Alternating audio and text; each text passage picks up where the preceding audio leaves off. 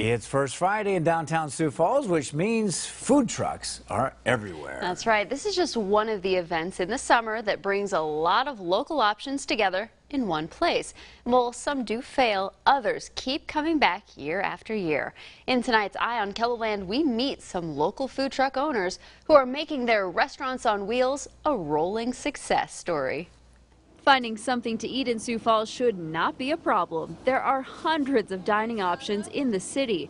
Despite the abundance of foodie finds, there's still room for more to pull into town. Sioux Falls is growing and more receptive, so more people are open to new concept of food, how food is being brought to them. So that helps our business a lot to continue growing. Fondang and Carlos Salgado own Breaking Burrito. After 3 years, they have their own loyal following of customers. This Mexican restaurant on wheels serves up a twist on traditional dishes. We can have like a bunch of food inside the food truck, right? So it's kind of limited, but we're trying to bring, fresh and quick and yummy food.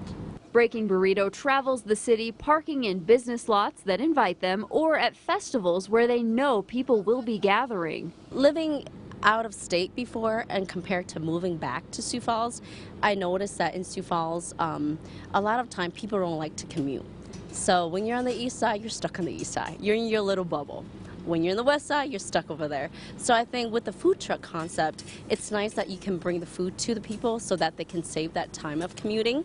Just across town, another food truck is serving up something a little more sweet, but they add the constant movement can also be a struggle. If you have a standalone that's always in its place, people drive by and see it daily and get intrigued, whereas we're popping up one day and then we're like the magical unicorn that never came again. So that's probably the biggest issue. Jessica Rooney with Dakota Snow says that's one of her biggest problems as a food truck operator, which is why the internet comes in very handy. That is still a challenge.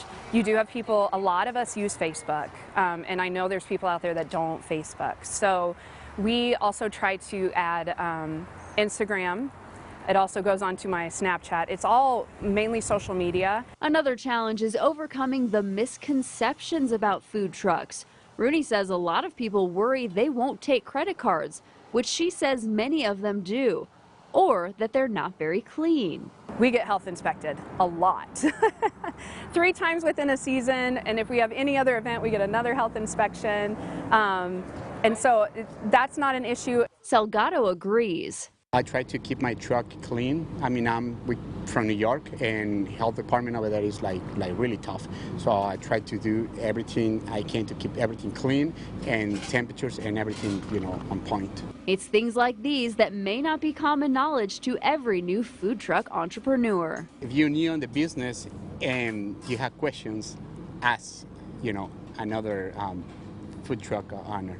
So I'm willing to help anybody, I want to help. I think for the most part, everybody in the food truck community here are like that. I don't see any reason why not to, So I think we just help each other out. And we've posted links on where to find these food trucks as well as a few other food trucks events in town with this story at KELOLAND.com.